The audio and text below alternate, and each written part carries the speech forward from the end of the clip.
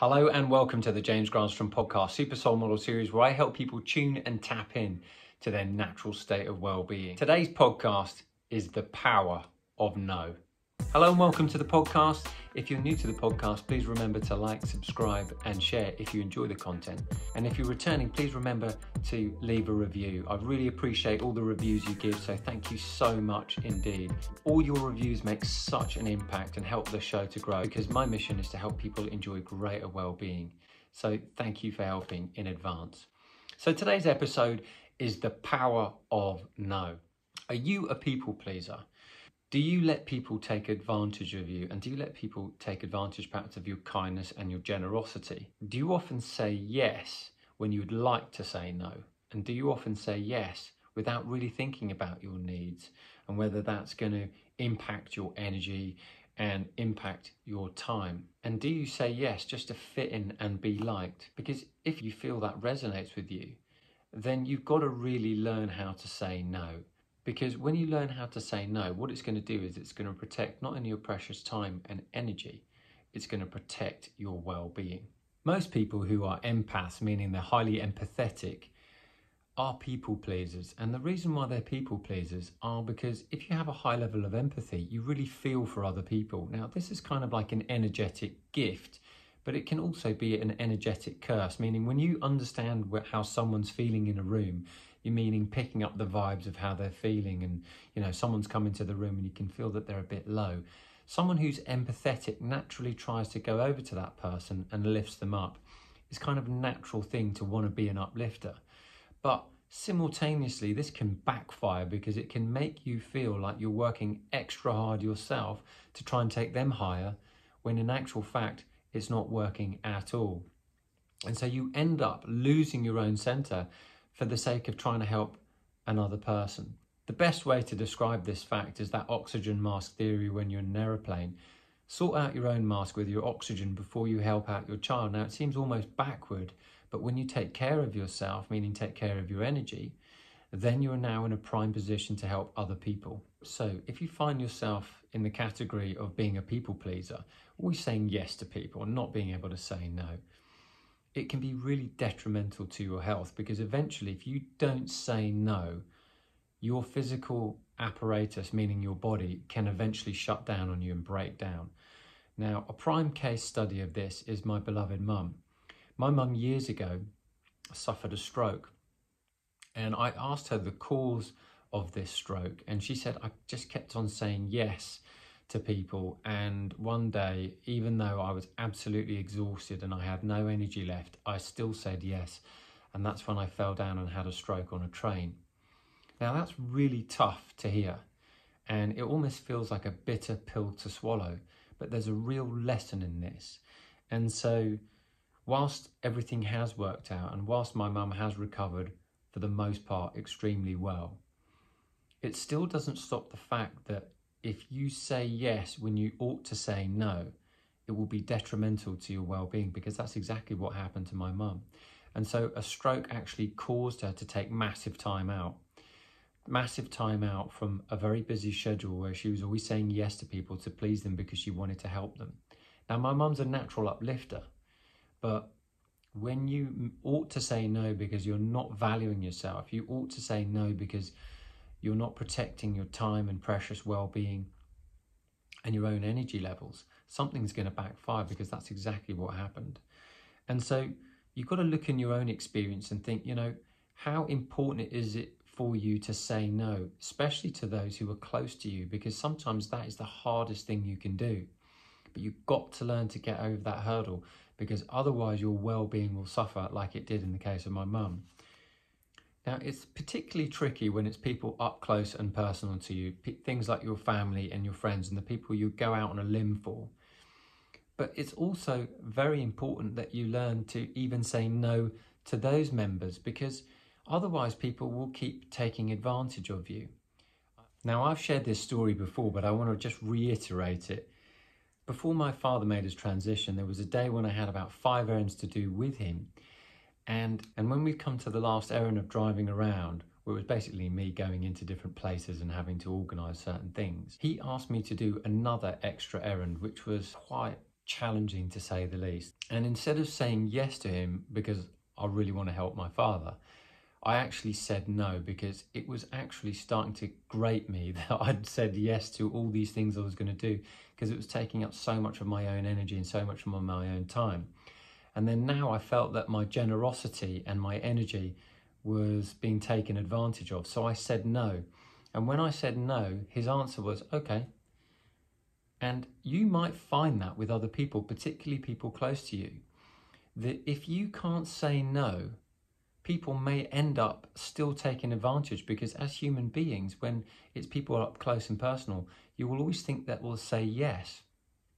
But until you value yourself and put your stake in the ground where you say, you know, this is what I will accept and this is what I won't accept, then you're never going to really truly be able to have and live in a sense of integrity. And I love this quote: no is an instrument of integrity and protects your precious time and energy. It takes courage to say no. Some people won't like having it, but in truth, you're honoring yourself. Eventually, you're setting yourself free and gaining self-respect. Now, this is so powerful. So look into your own experience. Where can you say no? Where's that going to free up more time and energy for you? And simultaneously, how much better are you going to feel as a result of being able to say no? It's going to feel very difficult at the beginning, but if you don't say it, you're lacking self-respect. And if you're lacking self-respect, that means you're lacking a sense of energy and vitality, which is going to decrease your well-being. And when you learn how to say yes to things that are important, that make you feel life-giving and that make you feel expansive, that's honoring self-respect. And when you're learning to say no, that sort of takes away that life, takes away that vitality, takes away that self-respect by joining in habits and actions and activities and events that aren't in alignment with who you really are and who you'd prefer to be, what that's doing is taking a swipe at your well-being and cutting you off from the very energy that you seek. I love Matthew McConaughey's book, Green Lights, because in the book Green Lights, he talks about soul debits. And he talks about the version of himself that he wished to become versus than the person Hollywood saw him as, which was a rom-com king. You know, he was constantly being involved in so many rom-coms and being paid very handsomely for it. But now he wanted to change his identity, wanted to change the actor that he now wanted to become.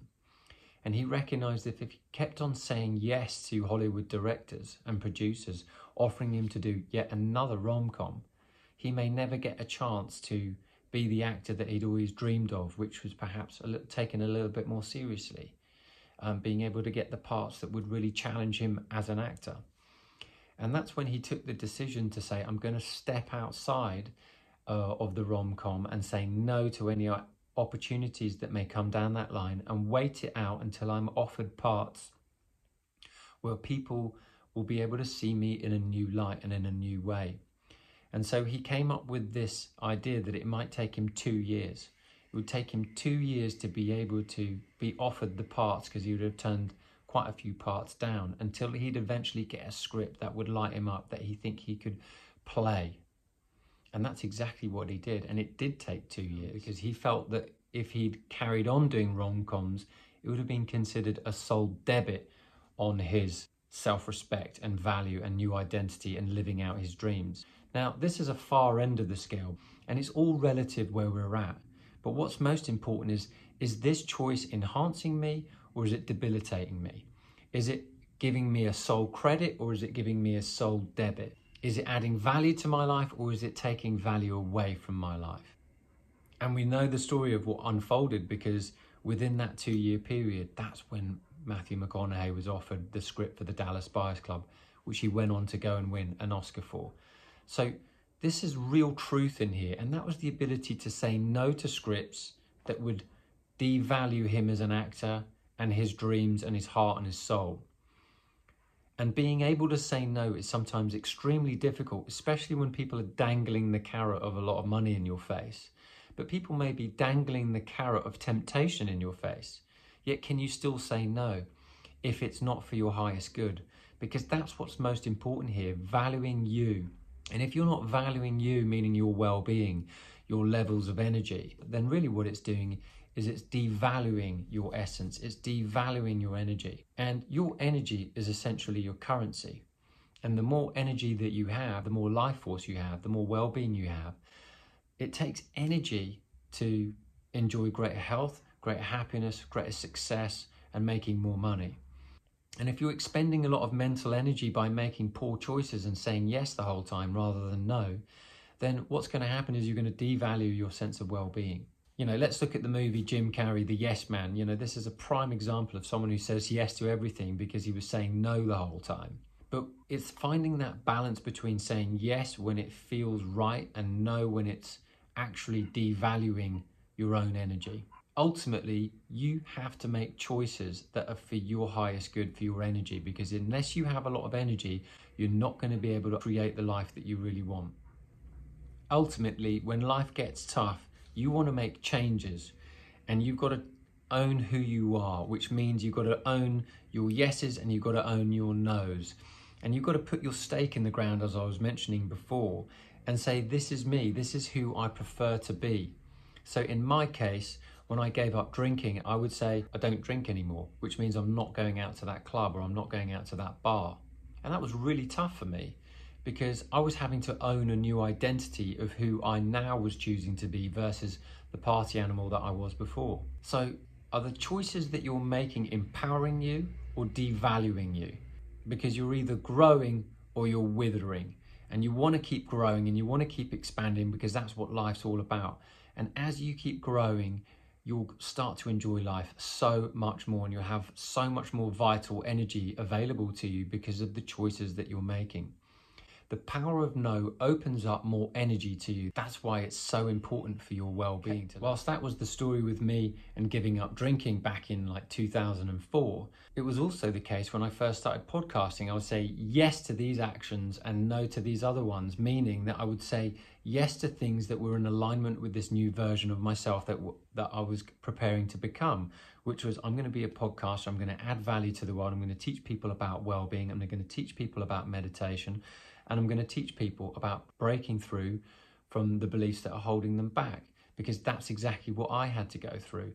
And as I went through them and I came out the other side, I've noticed how much more energy I feel in my body, how well I am, how good I feel, and how normal it feels to have lots of energy, and how previously that was not my experience. Previously I was like low on energy, depressed, anxious, concerned, worried the whole time. And now I'm operating at this whole new system. I've upgraded my software package in my mind because of the thoughts and choices I've been able to make that have been more empowering than before. For the last 17 years, I've had to learn how to say no, especially to people who are my friends. Like, I've not been able to go on stag do's. I've chosen not to do it because it's detrimental to my well-being. Now that's been tough, but I've done it because I'm owning who I am. And it's so funny, when you own who you are, then people will also respect you because this is who you are, and there's less resistance. But if you're kind of like sitting on the fence the whole time and you're doing it just to be liked, just to be acknowledged, just to be approved of, then what you're actually doing is giving your power away. Your power comes from owning who you are and owning the bits that when you say yes and you give your full life energy to a cause, a situation, a person or event or an outing. And you're also able to do the opposite, saying, no, that's not for me.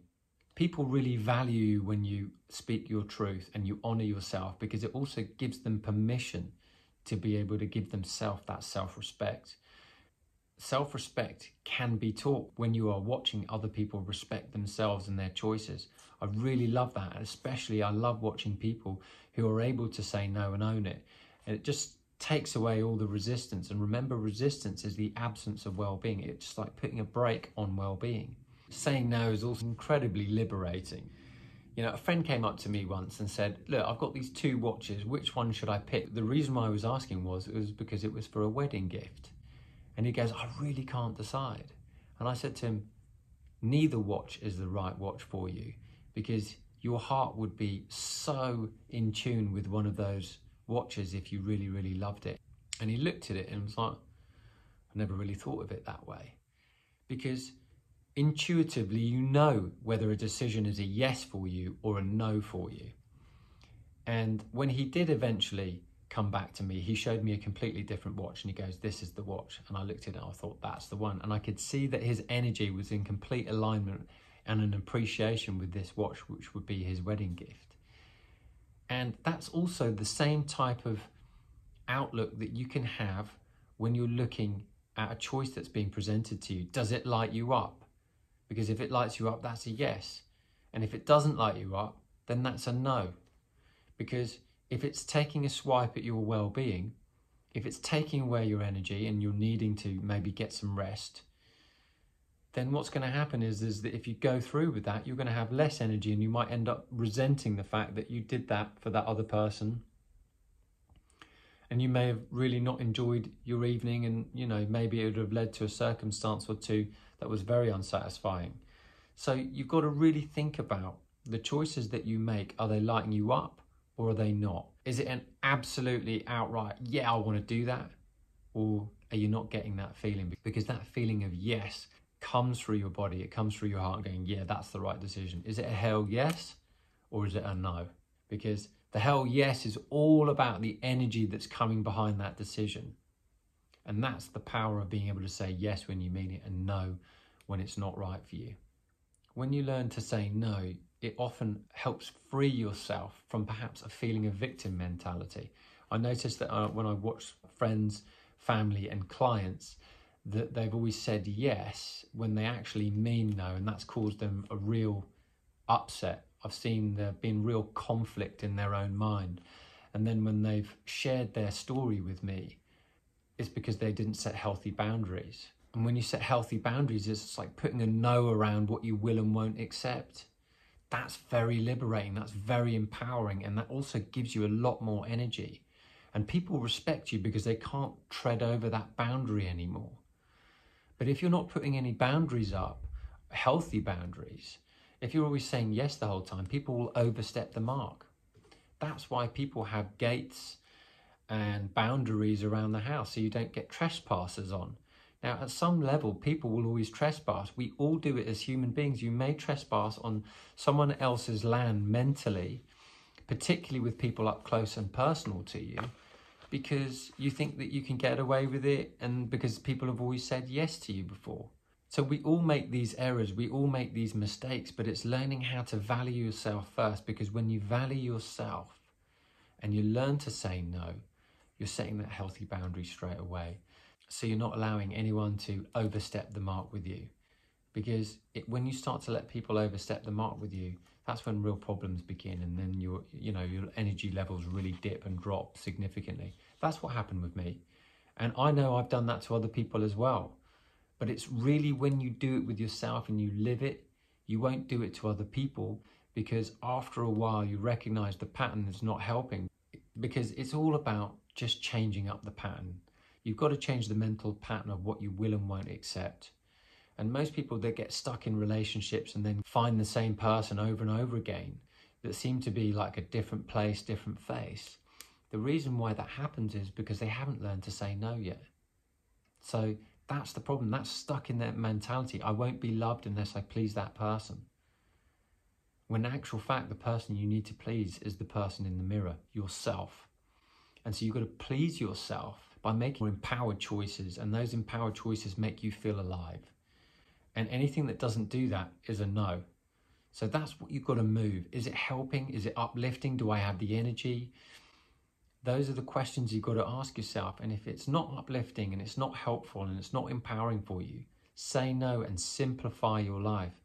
Because the more you begin to simplify your life by saying no to quite a few things, the lighter and freer and non-resistant you become. And Jesus said, the meek shall inherit the earth. And what he's really saying it by that is saying that in up-to-date languages, the non-resistant shall inherit the earth. Meaning, the more non-resistant you are, the more happy you are, the lighter you are, the freer you are, the better life will be for you. Meaning you shall inherit the earth. So simplify your life by learning to say no and take things away. Saying no to things that are toxic, saying no to things that aren't helpful, saying no to things that no longer serve you, saying no to things that don't make you feel expansive are a very healthy thing to do because it will free you up of more time and energy. So you can focus your energy on what you want, because remember, your energy is a currency and what you focus on will grow. So you might as well focus your attention on things that make you feel alive and vital and full of health and vitality and joy and well-being and abundance and success. Because if you're not moving in that direction, you're going to end up resenting yourself and feeling like a victim that you've always said yes when you could have said no. No is not positive or negative. It all depends on the context. Saying no can be the most liberating thing that you do.